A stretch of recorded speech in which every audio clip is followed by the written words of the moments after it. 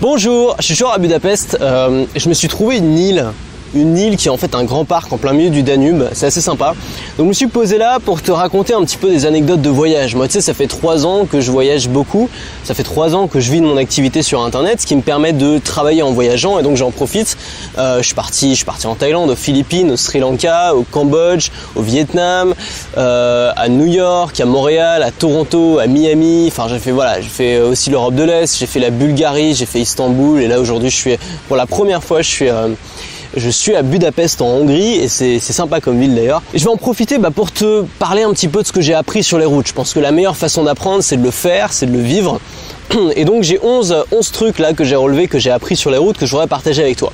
La première chose, c'est plus un conseil de sécurité, c'est de te méfier des inconnus qui viennent t'aborder.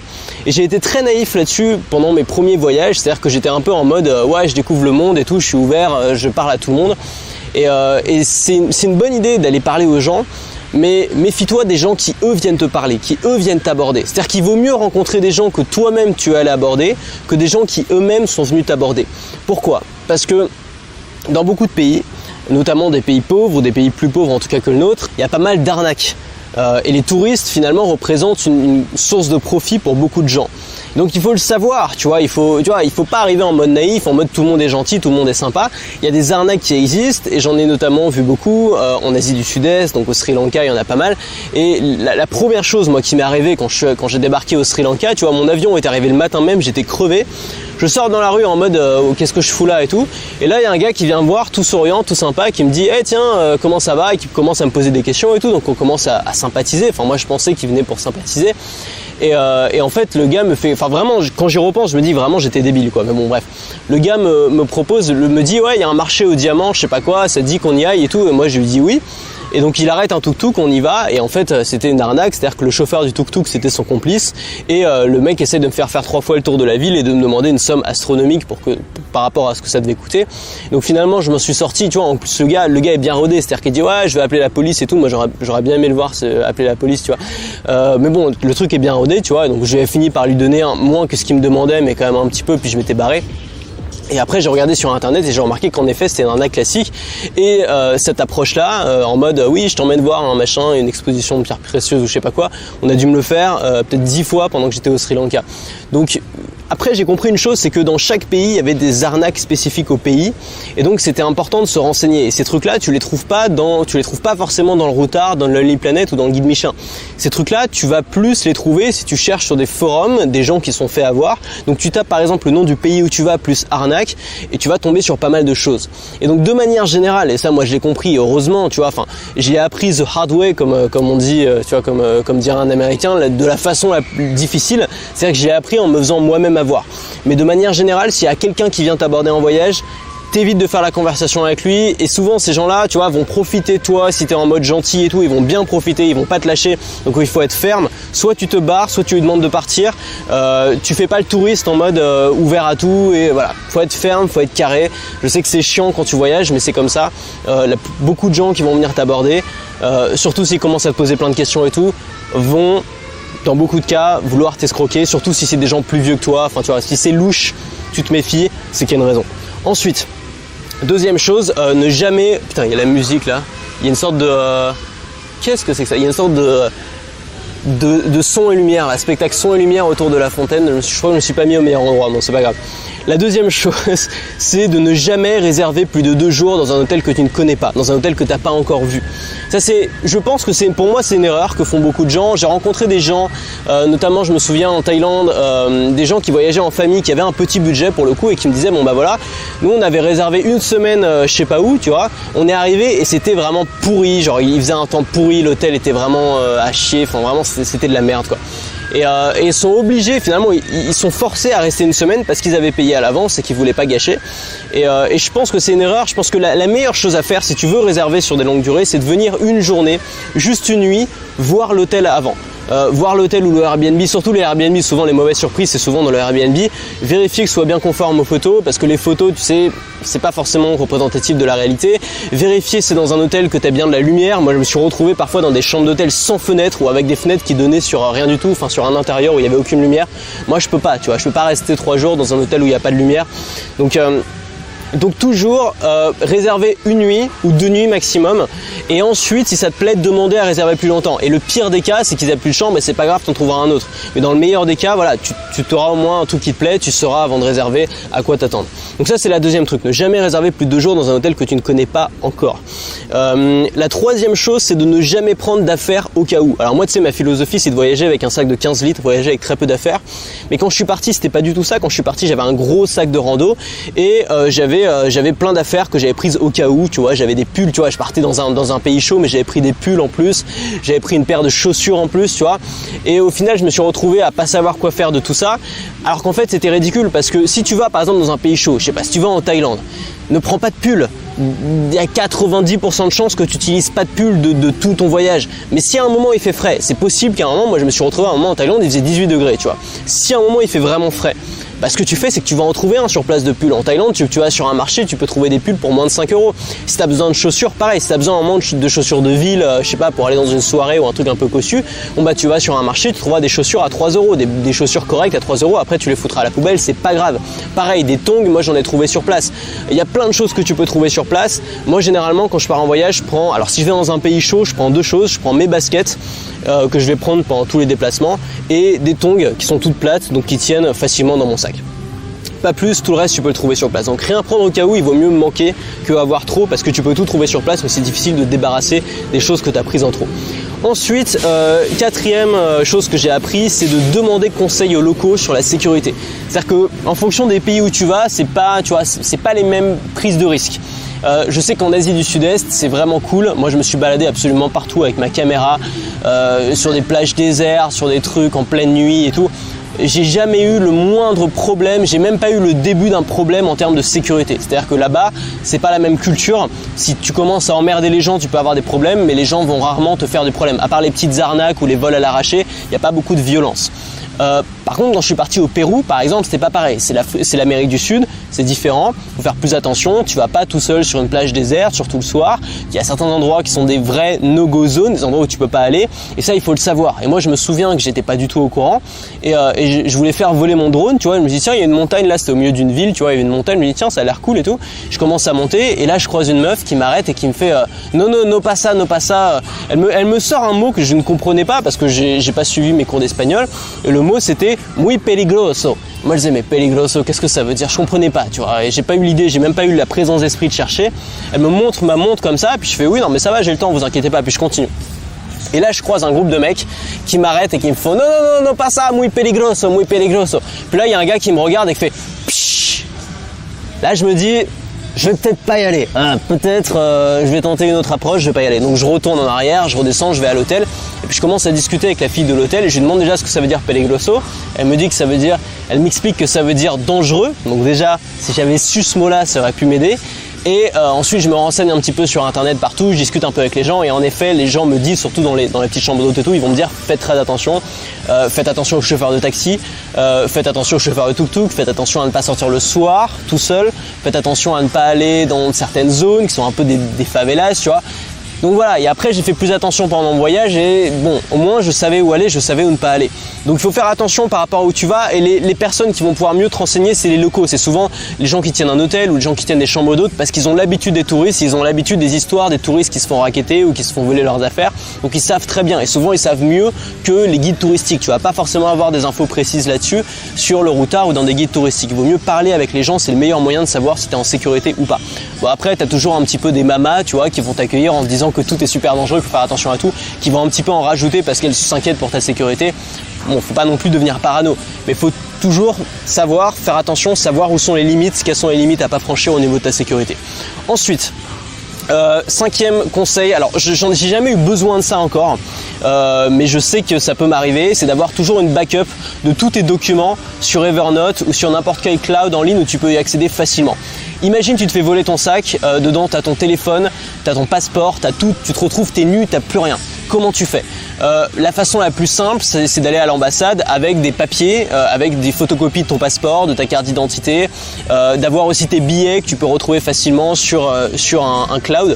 Et la façon la plus simple de le faire, c'est sur Evernote. Sur Evernote, moi je garde tous mes documents comme ça, une copie une copie numérisée de tous mes documents. Et alors il y a une chose auquel il faut faire attention, c'est de ne pas activer le double opt-in. Tu sais, sur pas mal de services, on te propose d'activer la double authentification. Ça veut dire que tu vas recevoir un SMS qu'il faut confirmer pour pouvoir te connecter sur un nouvel ordinateur par exemple. Alors sur Evernote, moi j'ai désactivé cette fonction-là parce que ok, ça t'apporte une sécurité supplémentaire, mais si tu n'as plus ton téléphone, ils peuvent t'envoyer autant de textos que tu veux, tu vas pas pouvoir. Donc tu vois, tu te retrouves dans une sorte d'embrouillamini là où tu peux rien faire, tu vois. Genre en gros, tu peux pas te connecter à tel service parce que tu envoies un texto mais t'as pas ton portable, du coup tu te retrouves complètement coincé. Et l'idéal, c'est d'avoir un cloud accessible facilement où tu peux aller dans un cybercafé, ouvrir n'importe quel ordinateur, te connecter avec un mot de passe que tu connais sans avoir de double authentification, où tu peux imprimer tous les papiers dont tu as besoin, ensuite aller à l'ambassade et retrouver facilement ce dont tu as besoin. Aussi bien sûr connaître le numéro de téléphone par cœur, retenir quelques trucs par cœur quand même, par exemple le numéro de téléphone des gens que tu peux contacter en cas de problème. Voilà, donc ça c'est la backup Evernote, moi je l'ai toujours, j'en ai jamais eu besoin, je me suis jamais fait voler mon téléphone, mais j'en aurai besoin le jour où je me ferai voler mon téléphone, ça c'est sûr. Ensuite, sixième chose que j'ai appris, alors ça c'est vraiment un truc un peu contre-intuitif, c'est-à-dire qu'on pense souvent que plus on paye cher, meilleur on a un service. Et c'est le cas dans pas mal de domaines, mais pas dans le domaine de l'hôtellerie. Par exemple, si tu payes un hôtel 5 étoiles, ce sera pas forcément mieux. Si tu payes un hôtel 5 étoiles, ce qui est sûr, c'est que tu auras plus de confort et plus de prestige. Donc ça peut être sympa, si tu travailles notamment à l'hôtel, tu vois, tu peux te sentir mieux, tu peux avoir un bon sentiment d'accomplissement, c'est cool, moi c'est pour ça que j'aime bien les beaux hôtels. Mais en termes de convivialité, par exemple, t'y perds. Moi j'ai jamais fait de rencontres sympas dans un hôtel de luxe. Jamais, absolument jamais. Pourquoi ? Parce que tu n'as que des hommes d'affaires, des familles, des gens qui viennent pas du tout en mode à la cool, mais qui viennent, qui savent exactement ce qu'ils ont à faire. Là où tu rencontres le plus de monde, c'est dans les petits gîtes. Par exemple, là, j'ai fait Saint-Jacques-de-Compostelle avec un pote, j'ai fait quelques jours sur le chemin et on a dormi dans des petits gîtes d'étape, tu vois, ça coûtait 20-30 € la nuit. On était accueillis par des familles qui étaient hyper sympas, avec qui on pouvait discuter, on rencontrait d'autres gens avec qui on discutait. J'ai aussi fait, quand je voyageais tout seul, j'ai fait des auberges jeunesse, des hostels, tu vois, où pareil, là c'est là où tu rencontres le plus de monde, c'est là où tu as le plus de convivialité. Donc si tu as envie d'avoir un petit peu ce côté-là convivial, c'est pas forcément en mettant le prix que tu vas l'avoir, c'est souvent au contraire en allant dans des trucs qui coûtent pas cher, où tu perds un peu de confort, mais où justement tu as plus de gens qui sont là à la cool, avec qui tu vas pouvoir discuter. Donc ça c'est un truc à savoir aussi, c'est que même si tu as les moyens, te dis pas je mérite forcément d'avoir un truc bien, ça peut être cool d'alterner. Moi c'est ça que j'aime bien, c'est d'alterner les trucs un peu luxueux avec parfois des petites auberges jeunesse ou des gîtes où là j'ai vraiment rencontré du monde. Ok. Ensuite, on dure un petit peu cette vidéo, c'est pas grave, on se détend. Il y a la super musique là, c'est une bonne ambiance. Ensuite, septième chose que j'ai appris, ne jamais s'habiller en touriste. Tu l'oublies la gourde, tu l'oublies l'espèce de t-shirt quechua fluo, tu oublies l'espèce de Marcel de backpacker. Tout ça, c'est le meilleur moyen d'être traité en touriste. Si tu veux être traité en touriste, ça veut dire que personne que les gens te regardent dans la rue, enfin je sais pas, ça dépend où tu vas, mais qu'on te regarde bizarrement, que tu sois la cible numéro 1 de tous les gens qui essaient de t'arnaquer ou de te vendre un truc, habille-toi en touriste. Si ton but c'est de passer inaperçu, c'est de vivre un peu comme les locaux, c'est d'être tranquille, habille-toi comme chez toi, habille-toi normalement. Tu vois, moi je m'habille partout, moi j'habille pareil partout. En été, un shirt, un t-shirt noir, en hiver, un pantalon, un pull noir, une chemise à la limite, mais je suis toujours habillé pareil, j'ai pas des trucs fluo pour le voyage, tu vois, le mode backpacker américain, ça j'évite. Alors tu fais comme tu veux évidemment, mais voilà, s'habiller comme à la maison, c'est la meilleure façon de ne pas passer comme pour un touriste, c'est la meilleure façon d'être tranquille pendant ton voyage.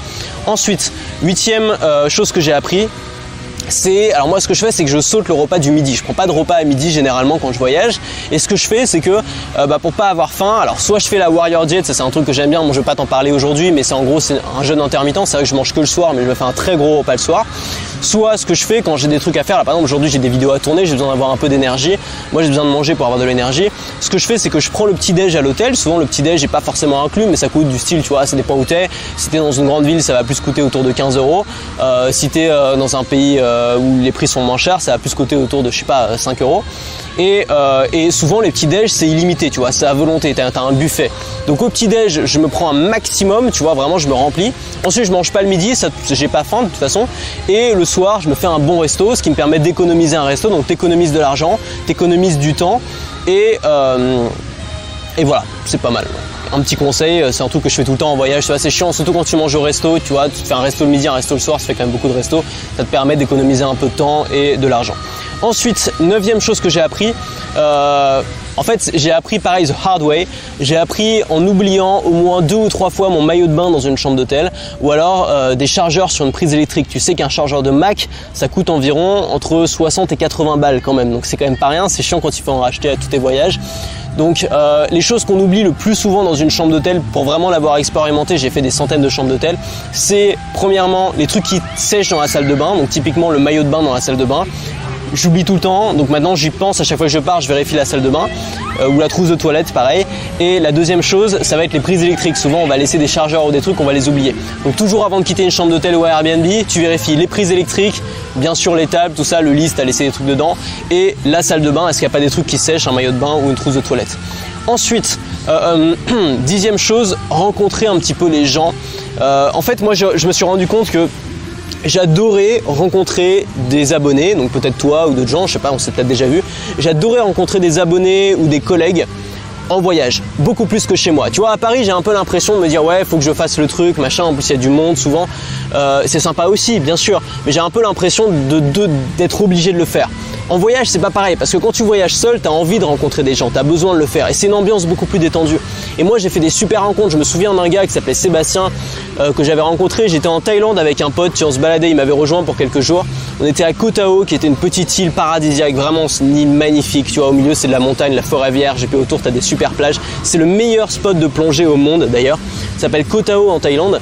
Et le gars m'avait dit tiens, bah là moi je suis là pour la plongée, ça te dit on se boit une coconut, tu vois. Puis on s'était rencontrés dans une espèce de bar qui avait vue sur la mer, c'était magnifique. On s'était bu une noix de coco, on avait discuté pendant des heures, on avait discuté business. Alors lui était dans l'immobilier, on avait discuté immobilier, on avait discuté voyage, on avait discuté liberté. Et les meilleures discussions que tu as, c'est pas en bas de chez toi. Souvent les meilleures discussions que tu as, c'est à l'autre bout du monde, devant une plage, un truc magnifique, en buvant une coconut, tu vois, à discuter, à boire un petit cocktail, un truc. C'est les meilleures rencontres que j'ai fait, c'est à ces endroits-là, et c'est pas forcément la personne que tu rencontres qui compte le plus, c'est le cadre. Et donc si tu as une audience, si comme moi tu as une audience, tu vois, ça peut être génial de faire des rencontres abonnées. J'ai fait des rencontres abonnées un peu partout, j'en ai fait à Bangkok, à Chiang Mai, à New York. À New York, on était 3. Il y a 2 personnes qui sont venues simplement parce qu'il n'y avait pas beaucoup de gens à cet endroit à ce moment-là. Et c'était super, tu vois, c'était super. On a passé un super moment, les mecs étaient super cool. Voilà, on était à un petit festival, on a mangé un coup, voilà, c'était vraiment cool. Donc à New York, j'en ai fait à Montréal aussi, pareil à Montréal dans un grand parc, c'était super sympa, tu vois, on discute. C'est beaucoup plus détente quand tu rencontres les gens en voyage, quand tu les rencontres chez toi. En tout cas, moi, c'est ce que je ressens. Et puis la 11e chose, c'est de se détendre en fait, c'est de cool. Le voyage, c'est pas censé être un moment de stress. Et pour moi, ça devient un moment de stress quand tout est prévu à l'avance, quand t'as une liste de critères en fait. C'est-à-dire quand t'as des cases à cocher, tu dois dire, ok, il faut que je fasse ça absolument. Il faut qu'aujourd'hui j'ai le temps de voir telle ou telle personne. Il faut que tu vois, quand tu commences à te mettre la pression, tu te pourris ton voyage et ton voyage, c'est plus un moment de détente. Et c'est vrai que, alors si évidemment, quand t'as 2 semaines de voyage par an, je comprends que ce soit un moment stressant parce qu'il faut absolument que ce soit génial, mais du coup tu te pourris ton voyage. Quand t'as la possibilité de travailler en faisant ce que t'aimes et de travailler en voyageant, tu peux voyager autant de temps que tu veux. Tu peux faire des voyages de 3 mois, de 6 mois, d'1 an, de plusieurs années. Et c'est plus un moment de stress, c'est un moment de détente. T'es là, t'es libre, tu te déplaces comme tu veux. Enfin, pour moi, c'est génial. Ce boulot, ce que te permet de faire ce boulot-là en termes de voyage, en termes de liberté, c'est génial. C'est pour ça que je continuerai à t'en parler pendant des années et des années, parce que pour moi, c'est le rêve. Enfin, voilà, c'est un rêve. Donc, si tu veux aller beaucoup plus loin, j'ai fait une 2e vidéo qui s'appelle Voyager à temps plein avec un sac de 15 litres. Derrière cette vidéo, il y a une formation. Alors je t'invite à aller voir déjà la vidéo parce que tu vas sûrement apprendre des trucs dans la vidéo. Simplement, la formation est à un tarif particulier pendant seulement 48 heures. Donc là, il doit rester quelques heures seulement. Donc si tu veux en profiter, tu cliques sur le lien en dessous, tu regardes la vidéo de présentation. C'est déjà intéressant, je pense. Et puis ensuite, tu vas avoir la formation. Si tu veux en profiter, il reste seulement quelques heures normalement pour profiter du tarif de lancement. Donc c'est maintenant, c'est en description. J'espère que cette vidéo t'a été utile. C'est vraiment, voilà, c'est une vidéo à la cool. Moi, quand je suis en voyage, je suis à la cool. Les vidéos sont à la cool, tout est à la cool. Donc ça va être la semaine à la cool. On se retrouve tout de suite dans la prochaine vidéo, dans la formation. Et puis à la prochaine.